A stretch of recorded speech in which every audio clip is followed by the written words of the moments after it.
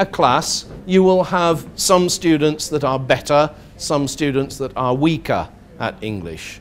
This gives the opportunity for the weaker students to join in with the better ones, and that helps them build their confidence, helps them to learn. Now, I consciously chose CD, CD, because I wanted to use AB, AB. All right, so I thought we'll start there and then come back, because in AB, on the front two rows, there are some colleagues who are not English specialists. They don't teach English. They are probably, they think they are very weak at English. But we practiced together, we practiced there, then we came here, and I was watching carefully, and they were speaking and clearly thinking in the right phrases, thinking in the right way. And I hope that, like that, you feel better about your English. I hope. You should do. You did very well. And that will happen in the classroom as well. You can help to boost the confidence and motivation of the weaker students by mixing them with the better students. One thing I would like to try, which I haven't tried before, a lot of these techniques I have tried before. I want to try something that you might be able to use at school, but that will certainly help you with your listening technique. You asked us for practice with listening. Now, when we have a conversation with somebody, we hear the words, yes, of course, but we can also see the face, the eyes, the body movements. All of that is part of communication. When children are doing listening at school, very often it's from a CD. All they have is the voice. They don't see the person, they can't see the facial expression, they can't see the gestures and body language. So, what I want you to do is first look at those pictures that we've given you there. Now, these are all public signs, and I've put numbers on them. So, 1 here, 1 means be careful because people are throwing spears up and down the stairs. No, it doesn't. It means you can go up or down here. So you'll choose one of those signs and, working together, make a little conversation. What does this sign mean? Where would I see it?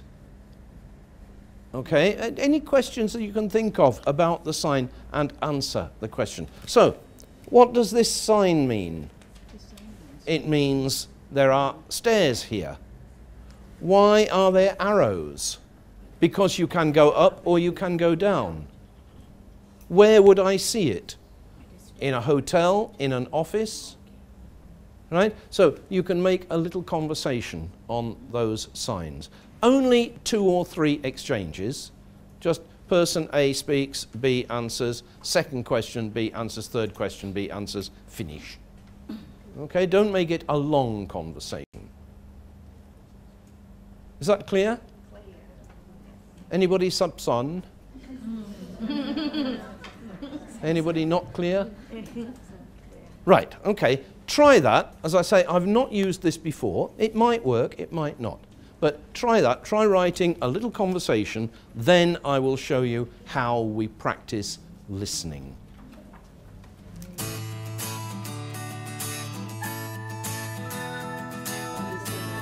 Alexis Designs.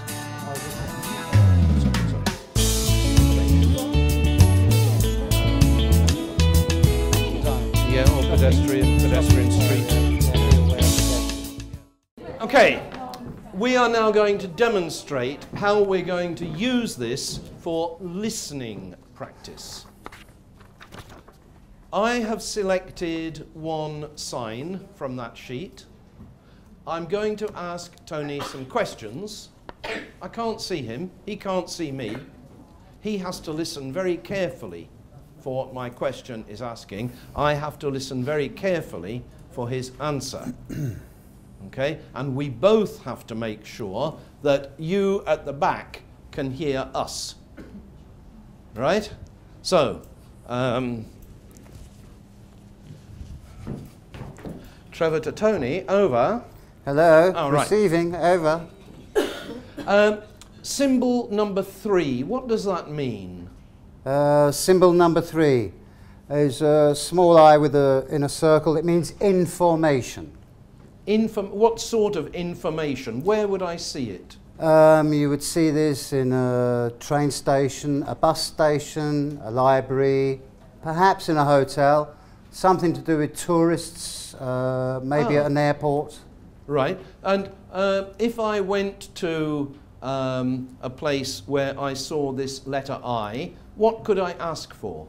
You could ask for information relevant to the place you are. Perhaps where different platforms are for trains, or where different tickets can be bought, or where different services are available in a train station, a bus station, or an airport. Ah, okay, that is very clear. Thank you very much. You're welcome. Okay? Easy. Okay. Did you find that hard? No, I thought it was easy. Let's do it in Thai. So, this is what I want you to try. Any very, very brave volunteers to start? Choose a symbol. Think of 2 or 3 questions to ask about that symbol. Just 2 yes, or 3 you have questions. prepared it already. You've prepared a little conversation already, I hope. So now I want you to practice that conversation, but not seeing the person. That is the thing that makes it more demanding. If you can see the person, it's easier. If you can't see the person, it's more difficult. So, anybody going to be very, very brave? I have a special prize for anybody who does this. It's a special prize.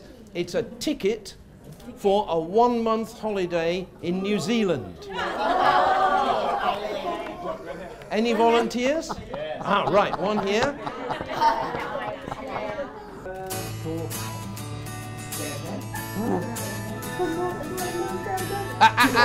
Not look, not look.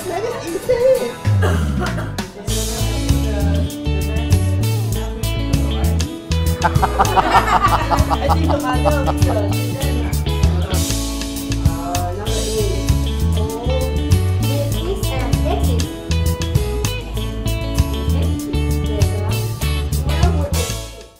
Tony and I are going to read this dialogue. You can look at the script or just listen. The situation is, the setting is 2 old ladies. So we are 2 old ladies, but we're not going to put a skirt on. So, well, I left it at home. We're not going to put on a skirt or anything, but we are 2 old ladies, and we are sitting in the park feeding the ducks. Now, in most European towns, there is a park. Now, this is a very old tradition, more than 2,000 years. It was the Romans. When the Romans built their towns, they needed a water supply. They needed somewhere where the people could get water for washing, for cooking, for drinking. So they used to build a park with trees and grass, and in the middle, a pond or a lake. And that would be water for the townspeople. And many of those parks are still there, and they are very popular on Sundays. People will go along with their children and a bag of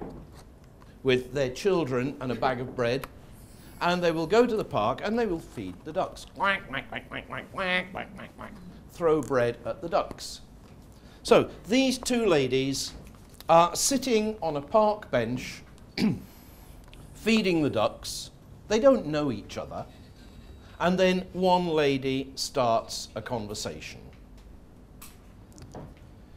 Do you know, I've had 3 husbands, and they're all dead now. All dead? Oh, that's sad. Very sad. Yeah, all 3 of them. Sorry, all 3 are gone. All 3 of them. What happened? Well, my first husband, Tom, he died of eating poisoned mushrooms. Oh dear. Well, you've got to be so careful with mushrooms, haven't you? Yes, you certainly have. We'd only been married a year when he died. Oh, that's terrible. And what happened to the second one? Well, you're not going to believe this, but my second husband, Rupert, he died of eating poisoned mushrooms too. Never. Yeah, it's true. Yeah, well, fancy that. What a coincidence. Yes, it is, isn't it? Both of them died of eating poisoned mushrooms. That's incredible. Just goes to show how dangerous mushrooms are, doesn't it? It certainly does. And I'd only been married to Rupert for 6 months. Poor you.